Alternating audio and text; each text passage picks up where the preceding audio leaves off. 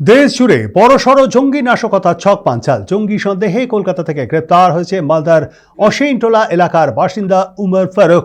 জানা গিয়েছে দীর্ঘ কয়েক বছর ধরে কলকাতাতে শ্রমিকের কাজ করত সে। ঈদের আগে বাড়ি ফেরার কথাও ছিল তার। গত রবিবার স্ত্রীর সঙ্গে শেষবার ফোনে কথা হয়েছিল উমরের। উমর ফারুকের বাবা আখতার হোসেনও একটা সময় ভিন রাজ্যে কাজ করতেন। সে পরিবারের বড় ছেলে। তার ছোট ভাই হাসান আলী পেশায় টোটো চালক। প্রায় 2 মাস আগে বাড়িতে এসেছিলেন উমর। তাকে পরিকল্পিতভাবে ফাঁসানো হয়েছে বলে দাবি পরিবারের। পরিবার সূত্রে খবর, মাসিক খরচের জন্য কখনো 5,000 কখনো বা 10,000 টাকা বাড়িতে পাঠাতো সে। জঙ্গি সন্দেহে এই গ্রেপ্তারি খবর ফোন মারফত জানতে পারে ধৃতের পরিবার। খবর পাওয়ার পর থেকেই ভেঙে পড়েছে তার পরিবারের সদস্যরা। এদিকে এমন ঘটনার জেরে গোটা এলাকা জুড়ে আতঙ্কের পরিবেশ তৈরি হয়েছে।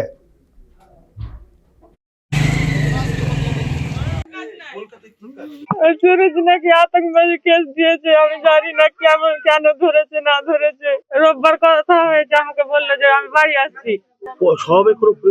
না, আমি কিছু পরিবর্তন দেখিনি। ফোনে এমনি সাধারণ এমনি আমার গ্রামের লোকের সাথে কথা বলতো, এমনি বাইরের যে কোনো কারোর সাথে কথা বলতো আমি জানি না। আমাকে কোনো মাসে 5,000 কোনো মাসে 10,000 এরকম করে পাঠাতো।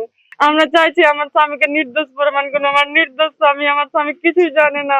দিয়েছে আমার ছেলেকে আতঙ্কবাদী সাজিয়ে দিয়েছে, এগুলো শুনছি মোবাইলে টিভিতে দেখাচ্ছে। আমার ছেলেকে 2 মাস আগে এসেছিল। আমার ছেলে রমজান মাসে রোজা করার লেগে বাড়ি আসতে চেয়েছিল।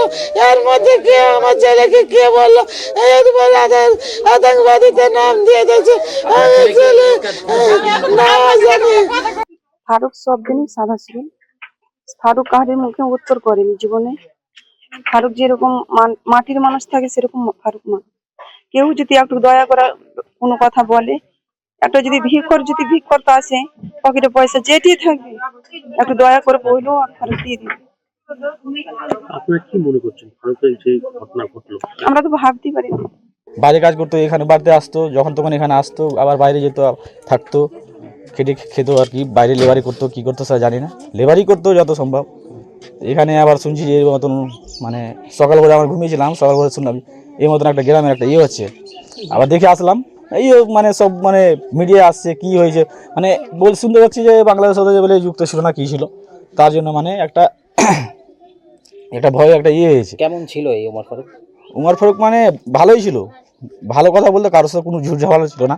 জঙ্গি হিসাবে কথা বলছে। আচ্ছা, হ্যাঁ, তো ছেলেটা তো আমরা তো আর অতটা জানি না কি করে, কিন্তু আমরা গ্রামে দেখতে পাচ্ছি যে ছেলেটা ওই চাকরির জন্য ছুটাছুটি করে।